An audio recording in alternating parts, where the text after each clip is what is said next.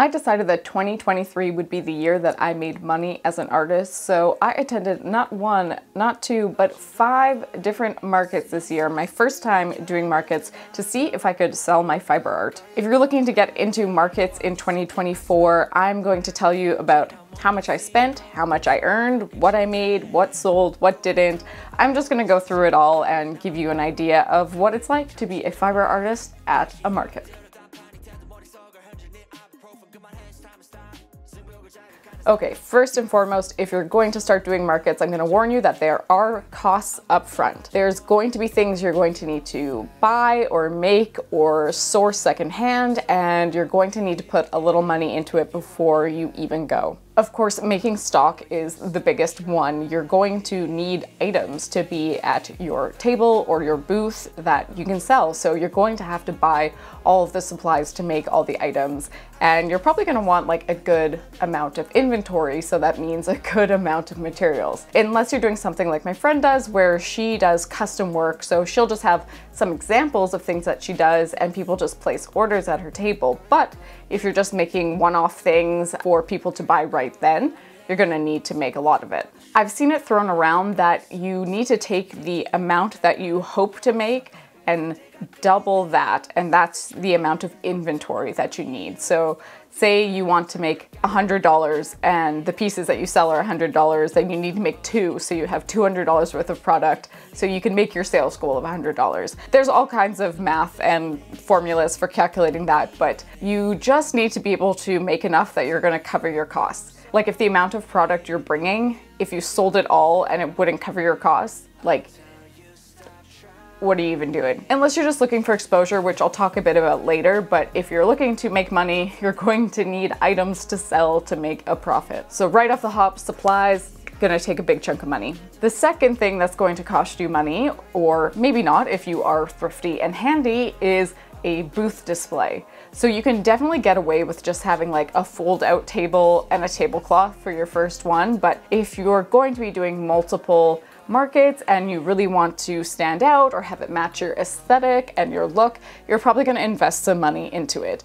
You're going to need displays, signage, everything from packaging to business cards. Really, there's so many little pieces that go into it that you might not think of until you're at the market on your first day thinking, oh, I wish I had a box to display this on, or I wish that I had a separate small table for me to do my transactions on. There's so many little things that you might not need at your first market, but if you're gonna keep doing them, you're gonna want to invest in them eventually. Another thing that might cost you upfront is something like a Square. That's what I use, not sponsored, but it's just what I use, is the Square device to take credit and debit payments. People were expecting to have credit and debit available, like they were pulling out their cards and not even asking, oh, do you take credit or do you take debit? They were just assuming that every vendor did. And so it is something you might want to invest in if you're looking to make sales. You can definitely do cash only, or you can do e-transfers, but cash only, I find not a lot of people have cash, and e-transfers, they take a lot of time and they're kind of clunky. So if you do invest in one of the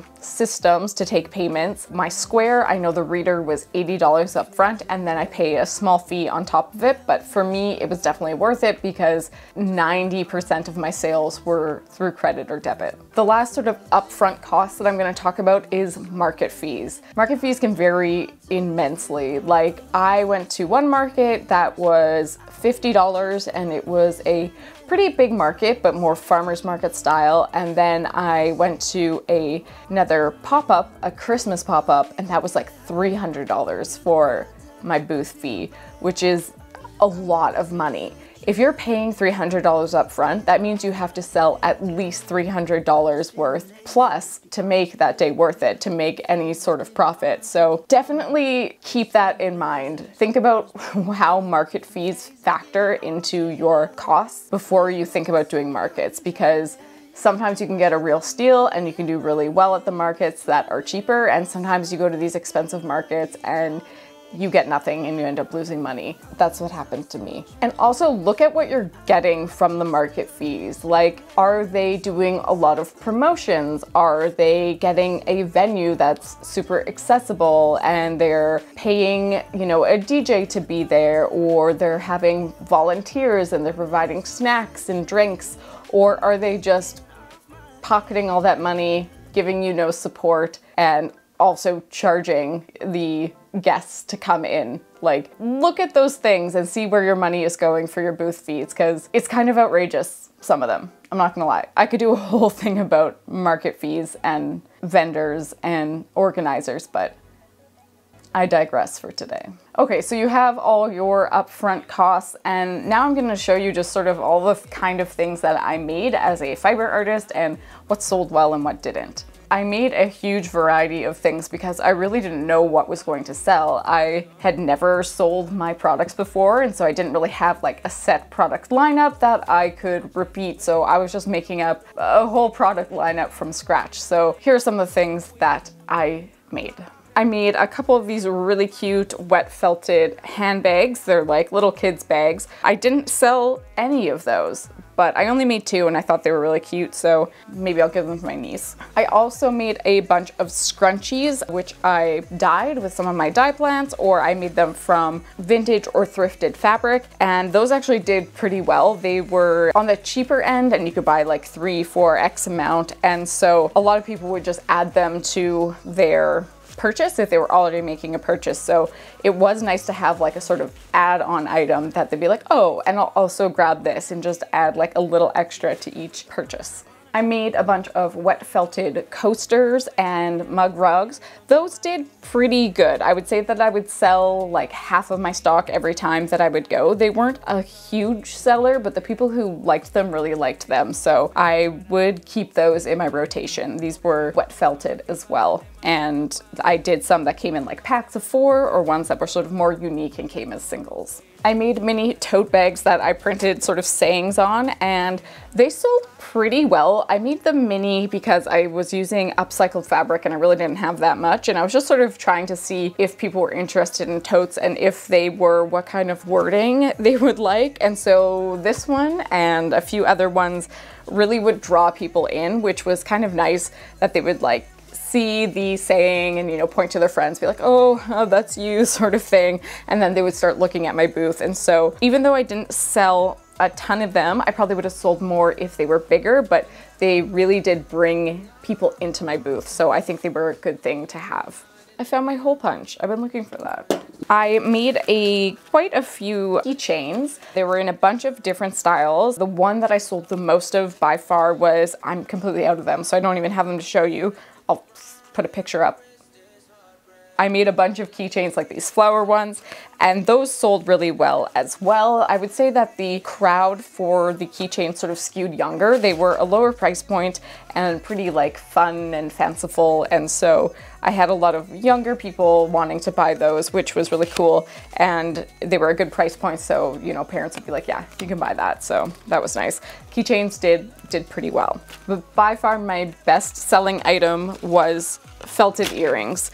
I sold so many types of earrings, and I had a lot of variety, and I think that's really what helped them sell as well. They were a, you know, lower price point, plus there was tons of options, and they were all put out on my pegboard so you could see like all of them lined up, and there was sort of something for everyone. So I think that's why they did really well. Like I had some really fun ones, like these needle felted fried eggs did so good. I made, I think 6 for my first market because my sister told me to, and they all sold. Like, people loved the felted fried eggs. The lemons were also super popular, as well as just like plain hearts. I also did some of these butterfly wing ones, which weren't as popular. They're a bit more of a statement, but I love them and I'm gonna keep them and wear them. I also had sort of more casual, these postage stamp earrings, and as well as these like fun beaded earrings. And so the postage stamp ones did really well. They were a low price point, and so people would pick them up, and the beaded ones did fairly well for what they were. I think they brought in a lot of people, and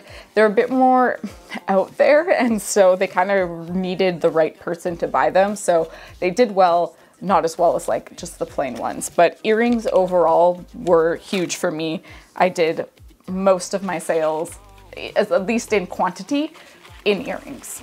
Something that did not sell very well at all was these lunar calendars that I printed. So I carved the stamp and I printed these and I painted them, and I thought that they would sell better, but they really didn't. Although I was kind of making it for myself, so I am very much a niche audience and it's not really in my booth's wheelhouse. Like, they're coming to see fiber arts and then they're not really expecting to see a calendar, and so I don't think it was super popular, but I still really like them. Wall hangings in general did okay. They definitely weren't my best selling sort of bigger piece, but they did make, you know, a few sales and I really liked them, so I'm just gonna keep them and put them on my walls now. Okay, this was something that did not do well at all and I was pretty sad about it because I thought they were so cute.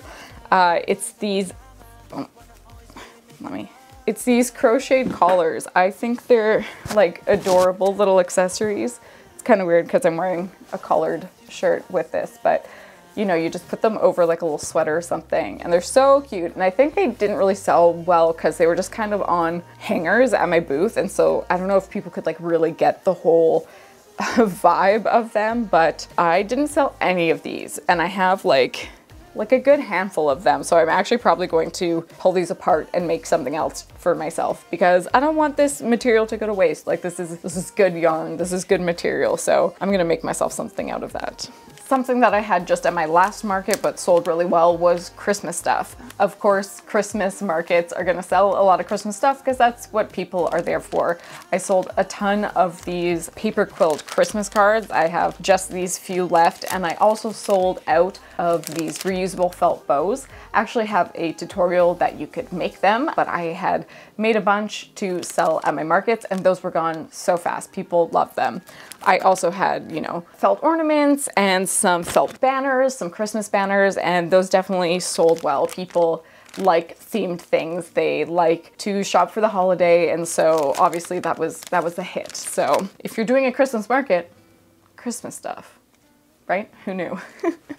Something that didn't sell super well, but I'm still so in love with, is these felted brooches. I sold a few of the cat ones, which are super cute, and I didn't really sell any of the bird of the mushroom ones, but I still think they're so adorable and I really had a lot of fun making them. So I do not regret making them at all, even though they weren't like a big profit for me. I still had a lot of fun, so it's worth it. I also made these botanical dye t-shirts. So these are made from flowers that I grew and that my mom grew in our yards, and then you sort of sprinkle them on the cotton and go through a process and steam them, and you get this like really cool color.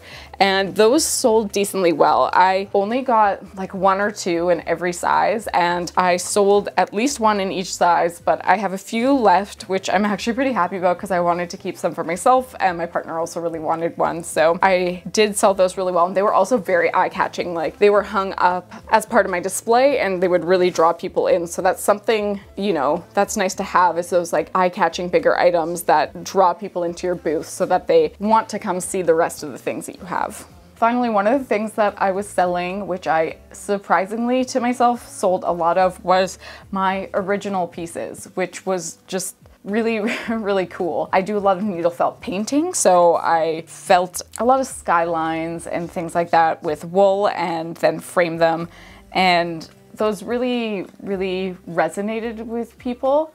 And it was so cool just to be at the market and be able to talk about my art with people and for them to see it, and especially people who've never really seen wool art before. They were like, what is this? Why are you doing this? And this is so cool. And I was really, really pleased to be able to talk to people about that. And then when people actually bought my original artwork, that was more than like, you know, a funny earring or something, then it felt like really nice. And so it was really fun to get people aware of my art and aware of the things that I do. And I definitely got followers on like Instagram and YouTube from those markets. I had a QR code that they could go directly to my Instagram from, and it was really cool to chat with people about art. it was really, really cool. So that was one thing that I really did love about markets, was the sort of social aspect of it.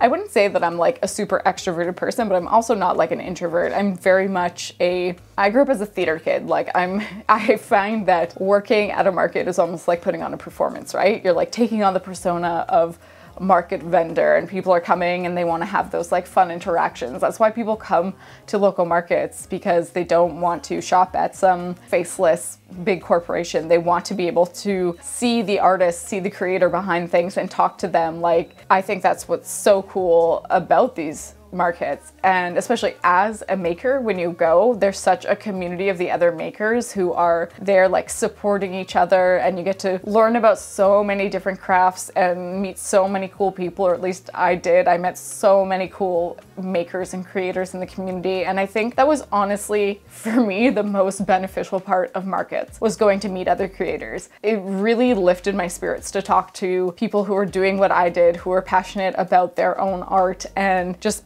building my sort of community of people who are also local, who like understand what I'm going through. It was just really, really neat to see all these new people. Okay, so now that all of that is out of the way, the last thing to talk about is like actual numbers. I wrote it down so I wouldn't forget, so let me pull that up. Okay, so total I spent $400 on creating my booth. So that was including buying like a table, making my displays, getting my square, just anything that like my booth needed, $400.